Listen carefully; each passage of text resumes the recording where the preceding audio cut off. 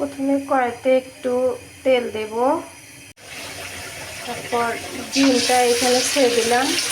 ডিমটা ভালো করে ভাজবো। ডিমটা ভাজা হয়ে গেছে, এবার আমি প্লেটে উঠিয়ে নেব। তারপরে এখানে পেঁয়াজ কাঁচামরিচ দিলাম। পেঁয়াজটা যখন একটু হালকা বাদামি কালার হবে তখন এর মধ্যে দিচ্ছি হলুদ। হয়ে গেলে দিয়ে দেবো ভাত, দিয়ে দিচ্ছি স্বাদ মতো লবণ। এরপরে দিয়ে দিচ্ছি আগে থেকে ভাজছিলাম ডিমগুলা। এই তো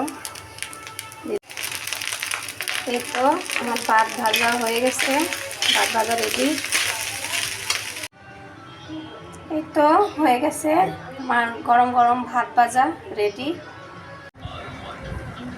এই তো খেতে খুব মজা, আমার ছেলে খাচ্ছে, মাশাআল্লাহ।